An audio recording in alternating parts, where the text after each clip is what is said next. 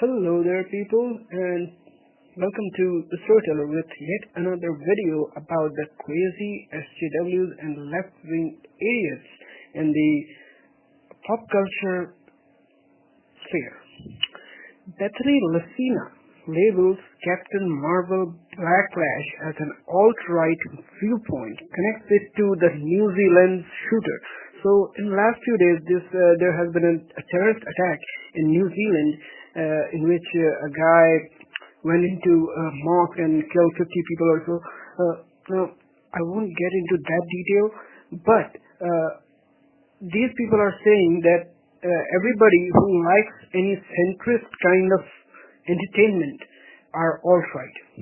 This is basically the rhetoric of the alt-left crazy lunatics. Bethany Lucina, the associate professor of political science, who once published a questionably researched report citing sexism and racism as the reasons for the massive backlash against Star Wars, The Last Jedi, has published a new report which falsely equates backlash against Marvel's Captain Marvel with alt-right viewpoints. Now, I'm reading from downingintocomics.com. I would like to recommend them to you that they at least have a point to make that these people are making completely ineligible claims, and this is absolute hogwash. Racism and sexism. The thing about society is that a lot of thought processes can be claimed as racist and sexist, and these certain fringe, very very small points are taken as racism and sexism today. And now these people like Bethany Lucina, they claim every small but hurt kind of ideal to be called as racism and sexism, and that's the biggest problem we have. Bethany Lucina is saying on Twitter, "I wrote about the alt-right again. This time, read Captain Marvel. You know the movie did well already." No, actually it didn't do well. It's not doing well. People are saying that the theaters are empty and we are getting lost numbers. In fact, it did just as well in the conservative media markets as in liberals. No, it did not. People did not go to see this Captain SJW. Lucina brings her report by stating that several movies have been the targets of boycotts, all of which were led by the alt-right. Now, the thing is, alt-right means old right. Old right means it basically indicates the German right-wing people, the Nazis and everything. But today, alt-right stands for everything that is centrist or center-right is all alt-right, according to these lunatics. She says, Captain Marvel succeeded despite right-wing calls for boycott. Alt-right movie outrage has targeted several films now. Right-wing activists called moviegoers to skip Ghostbusters, Wonder Woman, Black Panther, Aquaman, Mad Max, Fury Road, and for the 4 newest Star Wars films. Now, all of these movies are mega-budget movies, and all of these are actually critical trash. I'm telling you, Black Panther is a critical trash, Wonder Woman is a critical trash, Mad Max Fury Road is a critical trash, Aquaman is a mildly critical trash. There hasn't been a good high-budget movie ever since Interstellar. Let me make this very clear to you that I have studied a lot of things in entertainment, and these movies are total hogwash films. Ghostbusters, Wonder Woman, Black Panther, these films will be forgotten, or at least wouldn't be seen as an educated literary material in next few decades. All films in which the lead wasn't a white man, The fact that these boycotts have fizzled reveals the alt-right's limited influence on conservatives offline. It is immediately apparent from Lucina's opening thesis that report is based on faulty research. Fans did not call for a boycott of Wonder Woman, instead garnishing the film's lead actress Gal Gadot and director Patty Jenkins with lavish praise and an $821.8 million box office. Now, in fact, the only cause for banning the film came from countries that took issue with Gadot's Israeli heritage, such as Tunisia and Lebanon. While a fringe group of fans opposed to SJW's Down with Disney called for a boycott of Black Panther and were mostly met with derision and mockery, the media coverage of boycotts against Black Panther revealed that the largest boycott campaign was a false, non-existent campaign wrongly attributed to black female fans. A quick internet search of boycotts of Mad Max Fury Road cite only one instigator, blogger Aaron Clary, writing for the self-professed neo-masculine blog Return of the King, rather than a large group of alt-right activists. Now, Mad Max Fury Road is actually a choreography extravaganza.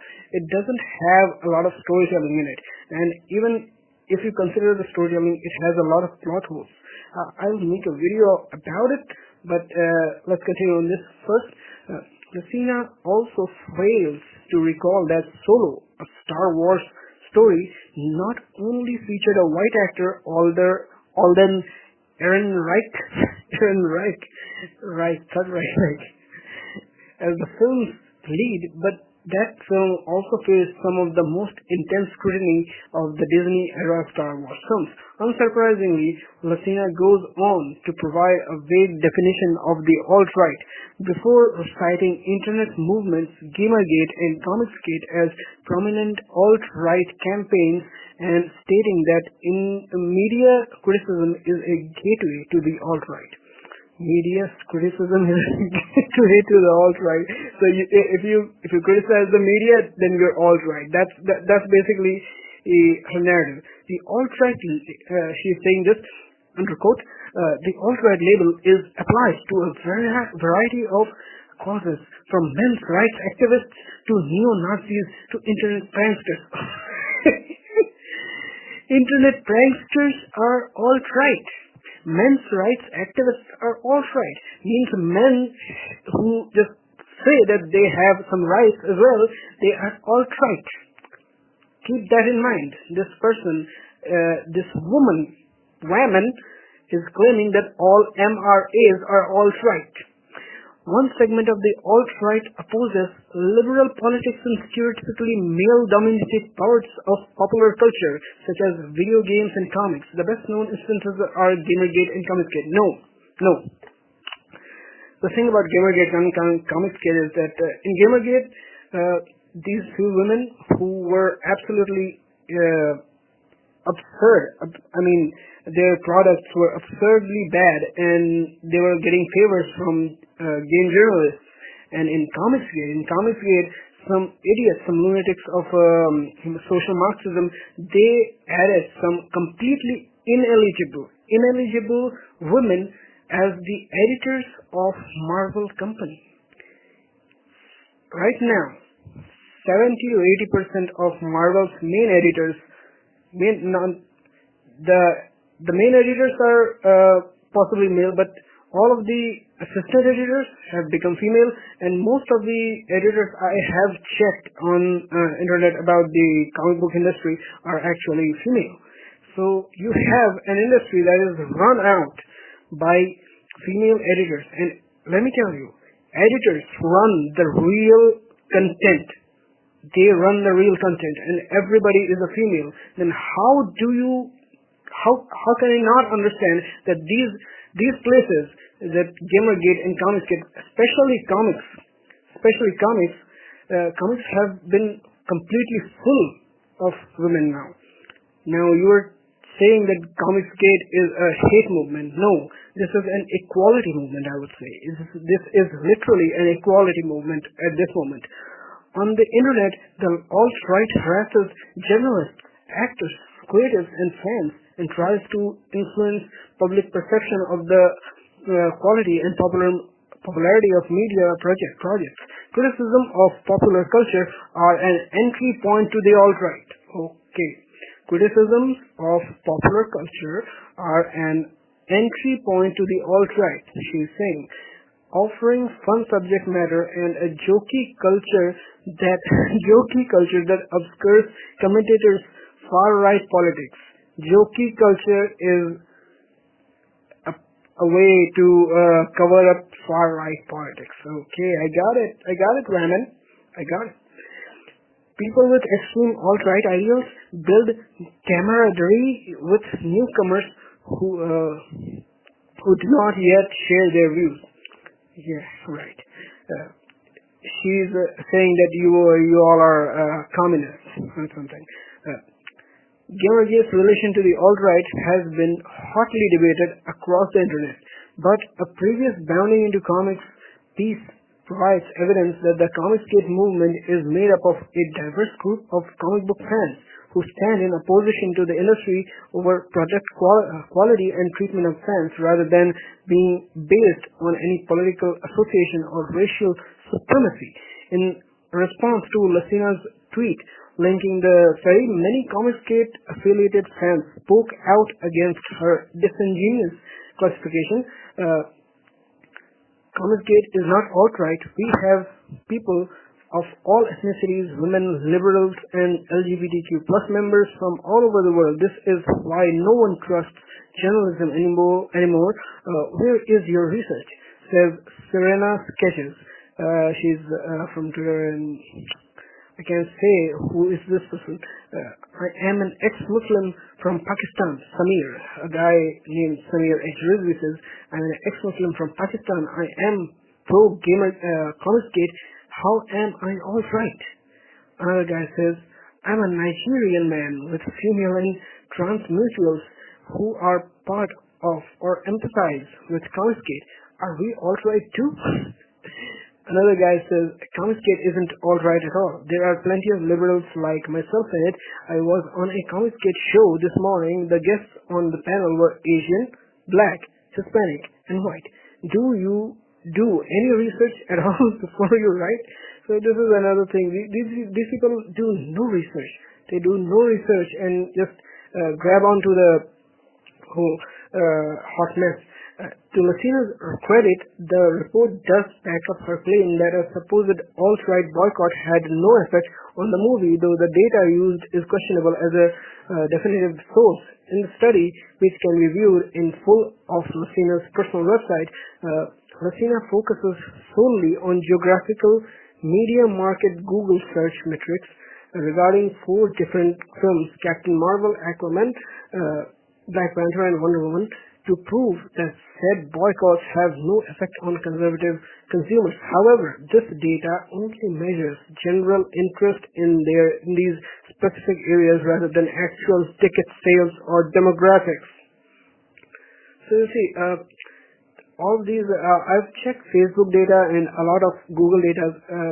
Google and Facebook data are actually like where your eye is going, where is your cursor going, where is your buttons are going. They check these things in their website pattern, and that's how they make these decisions that which kind of thing is the hot item and which kind of news is cool item.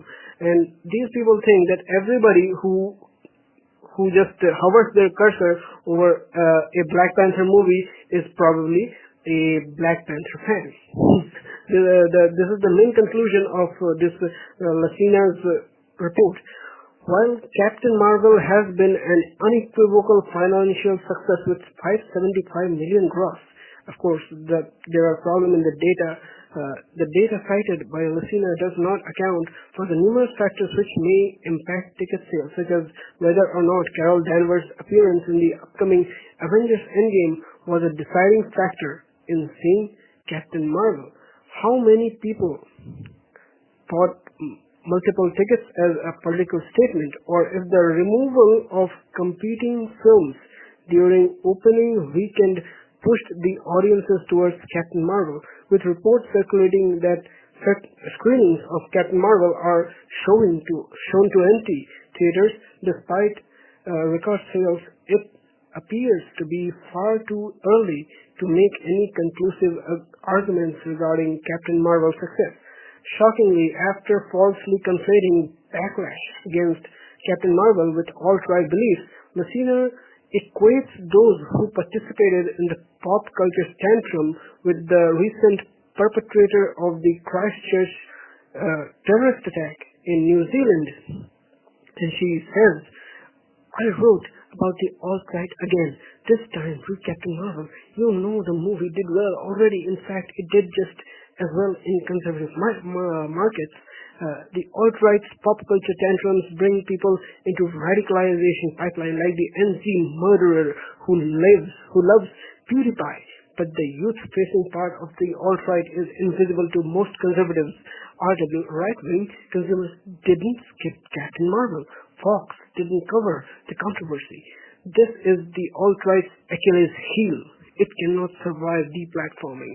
It needs access to young people interested in pop culture. That's not an easy audience for conservatives without the internet. Fox and WSJ don't reach them. Take away their social media and they'll flail. Okay, so she wants every conservative or every centrist to be taken away their social media access. Do you know what this line means? What this line means to take away their social media? It means that Bethany Messina is a fascist. That's what she is. She's a fascist. She is herself an alt-right figure, but she doesn't know this. I've again seen that these people are extremely fascist. Now, fascism doesn't directly mean that you are leftist or rightist. It means that you have emotions and you are wanting an authoritarian law. And this person is directly indicating that she wants an authoritarian law. She wants the conservatives to lose their ability to say anything in the crowd. She is definitely a fascist. This is for today. If you like this content, please like and subscribe.